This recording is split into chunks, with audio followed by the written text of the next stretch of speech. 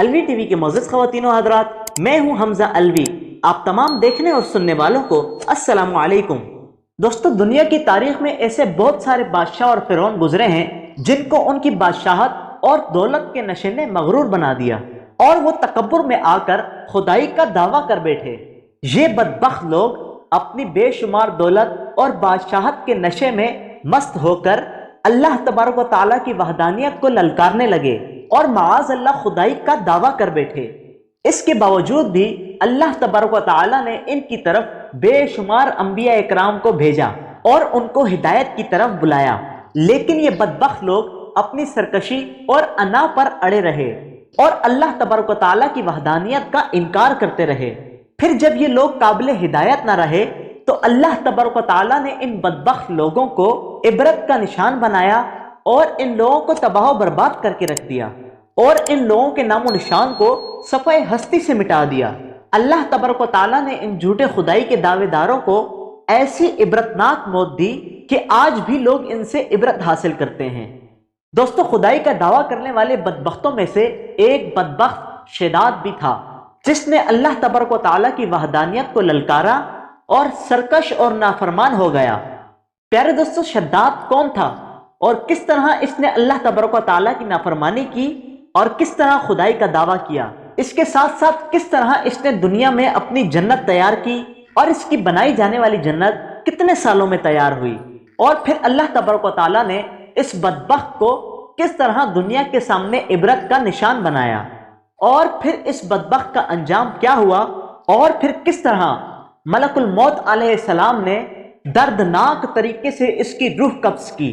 دوستو، ان تمام سوالات کے جوابات ہم قرآن و حدیث کی روشنی میں آج کی اس ویڈیو میں آپ کو بتائیں گے، لہٰذا آپ سے گزارش ہے کہ ہماری اس ویڈیو کو اینڈ تک ضرور دیکھیے گا۔ پیارے دوستو، شداد اس قوم کی نسل میں سے تھا جو دنیا کی سب سے طاقتور قوم تھی۔ کئی عام آدمی مل کر بھی جس بڑے پتھر کو اٹھا نہیں پاتے تھے تو اس قوم کا ایک آدمی آسانی سے اسے اپنے ایک ہاتھ سے اٹھا لیتا تھا۔ اسی قوم کا ایک جاہو جلال والا بادشاہ شداد تھا۔ شداد اپنے طاقتور لشکر کے ساتھ سلطنت پر بھی حملہ کرتا اور اسے بآسانی فتح کر لیتا۔ یوں شداد نے پورے یمن کو فتح کر لیا تھا۔ اپنی فتوحات کے دوران اس نے بے شمار خزانہ لوٹ کر جمع کیا۔ شداد کے طاقتور لشکر اور بے پناہ خزانے کے باعث کسی بھی سلطنت کے بادشاہ کو اس سے مقابلہ کرنے کی جرت نہ تھی۔ آہستہ آہستہ شداد ایک وسیع سلطنت کا حکمران بن گیا۔ اس کی سلطنت یمن سے عراق اور بعض روایت کے مطابق ایران تک پھیل چکی تھی۔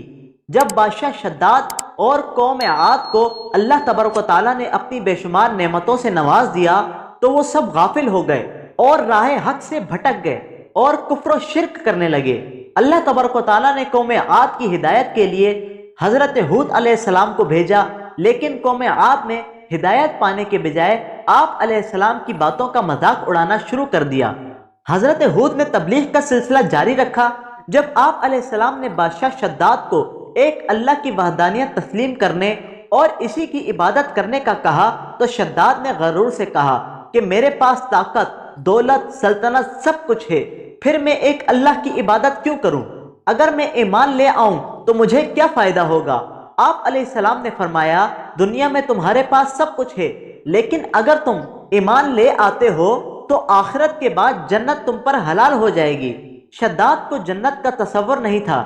اس نے پوچھا، یہ جنت کیا ہے؟ حضرت ہود علیہ السلام نے اسے جنت اور اس میں پائے جانے والی اللہ کی تمام نعمتوں کے بارے میں بتایا۔